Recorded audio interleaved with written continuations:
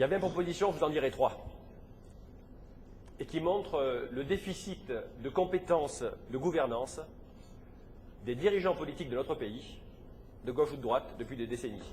Ils n'ont vraiment rien compris en 68.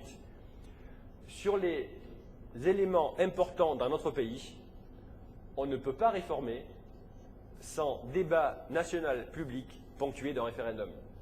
Sur la fiscalité, sur l'emploi, sur la santé, sur l'éducation, sur la retraite.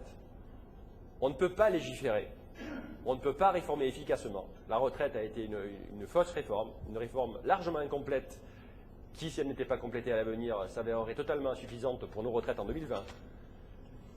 On ne peut réformer notre pays, parce que ça c'est de la vraie démocratie sur ces thèmes-là, même si vous êtes élu par le peuple. Vous devez faire un débat national public de 6 mois, pendant lequel chacun dit ce qu'il a à dire. Et au terme de ces 6 mois, un référendum ponctue le débat national public avec des options A, B, C, D, E, mais pas oui ou non. Des options argumentées, explicitées. Et le peuple vote. Et le peuple prend ses responsabilités. Parce que le mot responsabilité, ça ne doit pas être un mot en l'air, quoi. Le mot responsabilité, c'est un mot énorme. Un mot énorme. Donc, une des facettes d'une démocratie alternative, c'est que sur les points clés, on ne fonctionne que par débat national public de 6 mois ponctué par un référendum. Le second point, qui est un petit peu lié à celui-là, c'est la mise en place, évidemment, du référendum d'initiative populaire qui permet au peuple de faire porter devant les députés, devant les sénateurs ou devant une collectivité territoriale une proposition de loi donnée. Et puis l'élu prend ses responsabilités d'élu. La troisième facette d'une démocratie alternative, c'est évidemment la reconnaissance du vote blanc. Parce que dans une démocratie, on ne doit pas être contraint qu'à l'abstention ou qu'à l'extrémisme pour que voter pour ces vieux partis. Donc la reconnaissance du vote blanc nous paraît être une facette nécessaire d'une démocratie alternative et qui contribuera à reconstruire la conscience. Parce que le lubrifiant essentiel dans une collectivité humaine, c'est la confiance. C'est vrai pour soi-même, c'est vrai pour un couple, c'est vrai pour une entreprise, c'est vrai pour le pays, c'est vrai pour la planète. Sans confiance, l'humain ne fonctionne pas. Et sans confiance, la collectivité humaine ne peut pas fonctionner.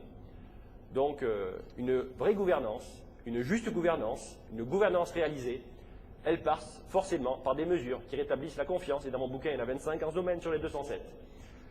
La seconde facette importante de notre projet de société, c'est la mise en place incontournable et nécessaire et urgente d'une agriculture alternative. C'est un fait scientifique qu'on sait plus ou moins, mais qu'on pratique peu. Nous devenons ce que nous mangeons. Je sais bien que nous devenons ce que nous pensons, mais nous devenons aussi ce que nous mangeons. Et quand on parlera d'éducation, on parlera de nourriture spirituelle, on parlera aussi de nourriture physique. Mais de la même façon qu'un projet politique, qu'un projet sociétal doit forcément reposer sur les deux pensées, de gauche et de droite, de la même façon, il faut bien les deux nourritures. Et dans la facette agriculture alternative, nous voulons, et c'est ce qui se passera dans notre pays à partir du mois de juin 2007, une mise en place d'une agriculture bio qui sera 100% bio, accessible à tous dans 10 ans, parce qu'on n'est pas des fous, on est des gens réalistes, ça ne se fera pas du jour au lendemain. Mais il faut bien un jour commencer à prendre les bonnes décisions. Aujourd'hui, il faut savoir que dans notre pays, et c'est une offense à l'intelligence humaine, c'est une offense à la démocratie, 2,5% de nos terres sont bio. Alors aujourd'hui, effectivement, on a l'habitude du chimique, donc ça paraît encore un peu étonnant à certains.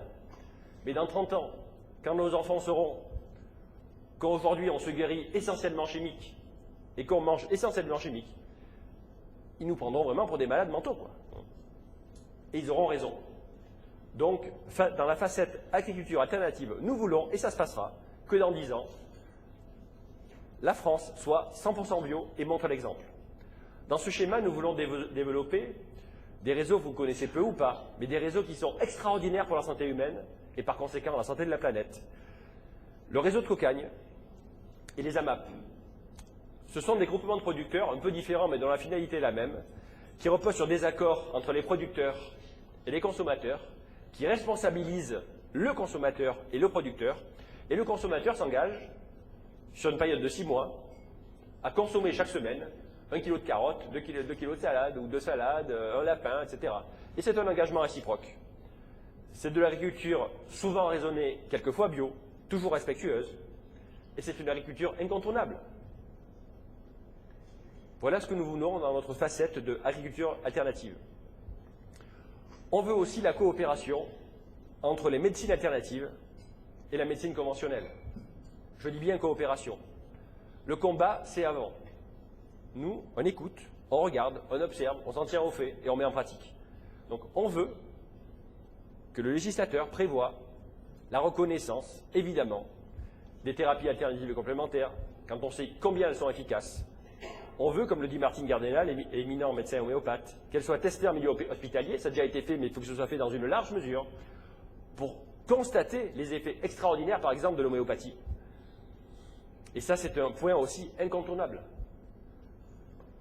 Parce que souvent, la thérapie alternative, c'est l'ami de la prévention. Et la prévention aurait évité qu'en 2005, notre pays ait dépensé 170 milliards d'euros pour la santé, ou plus exactement pour la maladie. La prévention aurait évité que notre pays, que notre Occident, que notre planète soit traversée par trois pandémies que tout le monde connaît mais dont tout le monde se fout. Et qui reposent pourtant sur des comportements évitables et qui reposent pourtant sur des choix politiques. C'est d'abord la maladie cardiovasculaire, c'est d'autre part le cancer, c'est enfin l'obésité, qui sont effectivement, au sens propre du terme, des pandémies. Et pour ce qui concerne notre France, c'est 400 000 morts par an.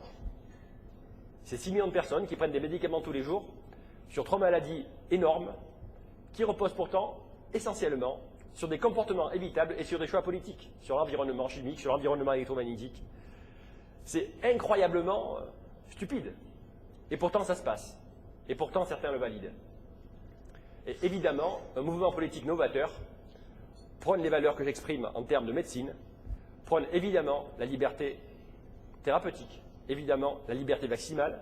Ce n'est pas qu'on est contre le vaccin, c'est que celui qui veut se faire vacciner le fait, celui qui ne veut pas se faire vacciner ne le fait pas. Et par la pratique d'une certaine hygiène de vie, vous avez un tel renfort de votre système immunitaire qui est le plus grand des défenseurs. Le quatrième point de notre projet de société, ce sont les énergies alternatives. Là encore, tout le monde en parle, très peu les pratiques. Et on n'est pas là pour parler, on est là pour affirmer, pour passer à l'acte. Et c'est vrai que les élus locaux, les élus nationaux pourraient tellement promouvoir les énergies renouvelables, qui sont des énergies de paix, alors que l'énergie nucléaire, que les énergies fossiles, charbon et pétrole, sont des énergies de guerre. Et nous voulons qu'on promeuve réellement les énergies douces, les énergies de paix, et qui sont là encore incontournables, parce qu'on est dans le juste. Donc quand on est dans le juste, on est dans le durable, mais dans le bien-être durable, pas dans le développement durable.